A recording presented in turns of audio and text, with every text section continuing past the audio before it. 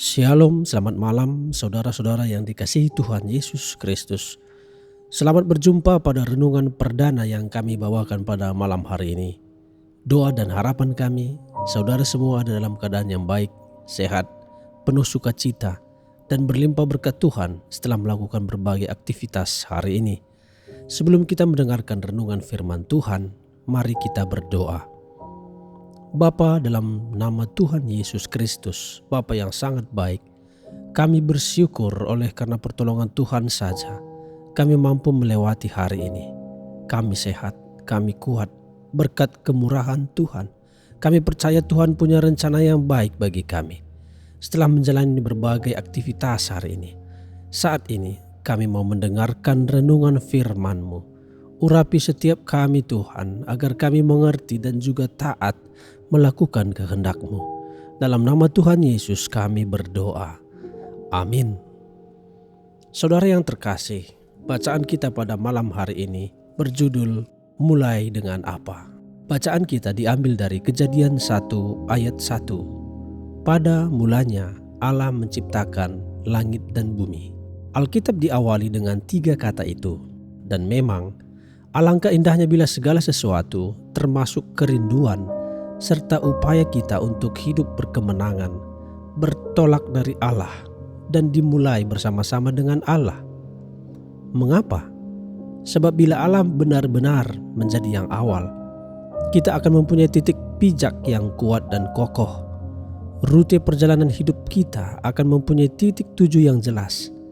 Di antara kedua titik itu, yaitu titik pijak dan titik tuju, setiap langkah kita akan mempunyai titik orientasi yang pasti.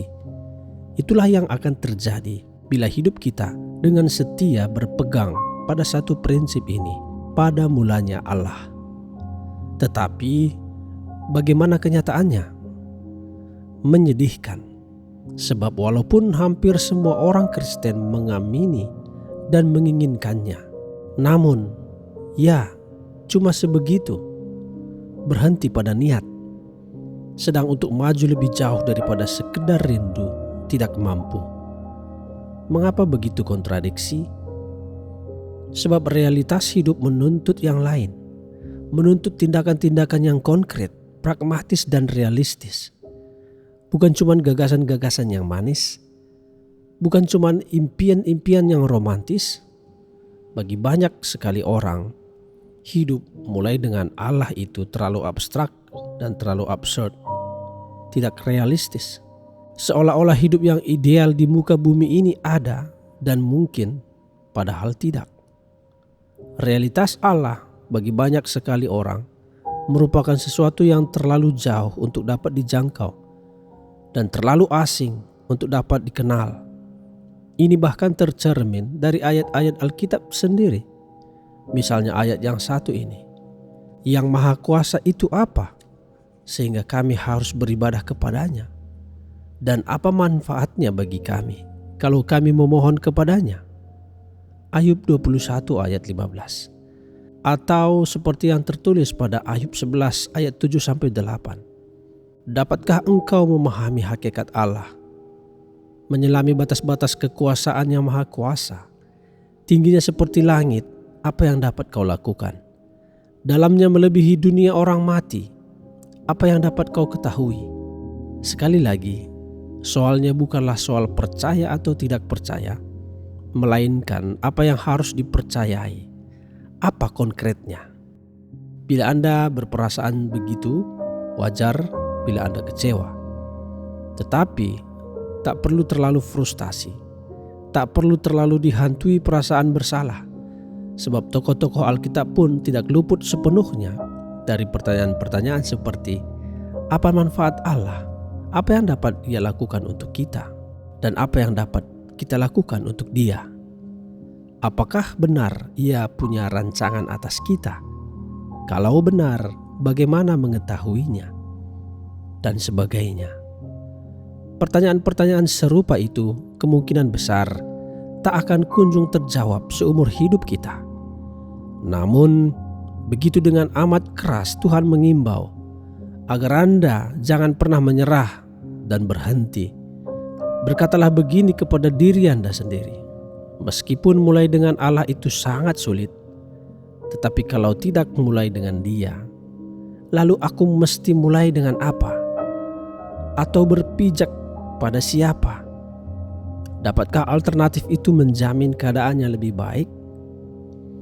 Pertanyaan tersebut amat krusial, sebab sekali Anda salah pilih di titik awal, Anda akan semakin melenceng dari tujuan. Sebaliknya, seperti bunyi pepatah, awal yang baik menyelesaikan setengah pekerjaan. Mulai dengan Allah memang sangat sulit, kadang-kadang sangat sakit. Tetapi tidak mulai dengan Dia pasti celaka.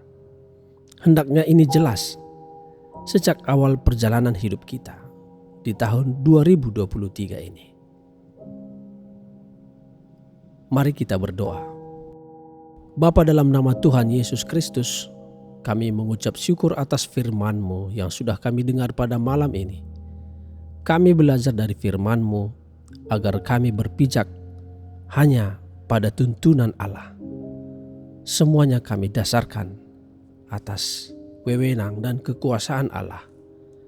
Tuhan mau agar kami melakukan segala sesuatu di dalam hidup kami, mengawali segala sesuatu di dalam hidup kami, di dalam usaha kami, dan di dalam segala apapun yang kami lakukan, mulanya adalah bersama Allah.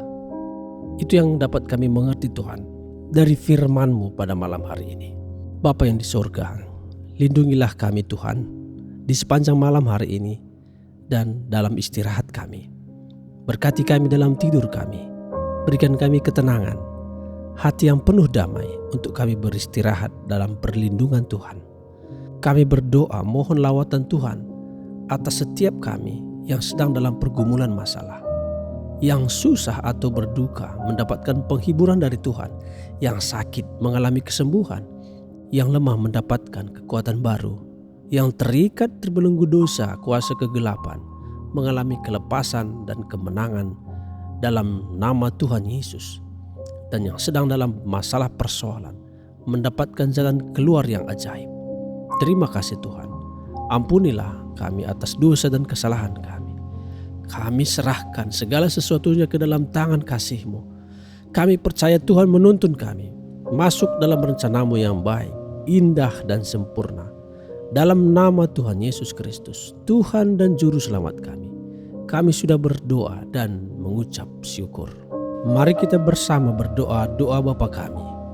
Bapa kami yang di sorga, dikuduskanlah nama-Mu. Datanglah kerajaan-Mu, jadilah kehendak-Mu di bumi seperti di sorga. Berikanlah kami pada hari ini makanan kami yang secukupnya, dan ampunilah kami akan kesalahan kami, seperti kami juga mengampuni orang yang bersalah kepada kami. Dan janganlah membawa kami ke dalam pencobaan, tetapi lepaskanlah kami daripada yang jahat, karena Engkaulah yang mempunyai kerajaan dan kuasa dan kemuliaan sampai selama-lamanya. Amin. Puji Tuhan, saudara, kami percaya bahwa firman Tuhan menjadi berkat dan kekuatan bagi saudara semua. Dan Roh Kudus akan menolong saudara untuk lebih lagi memahami kebenaran firman Tuhan. Tuhan Yesus memberkati saudara semua. Sampai jumpa pada renungan yang berikutnya.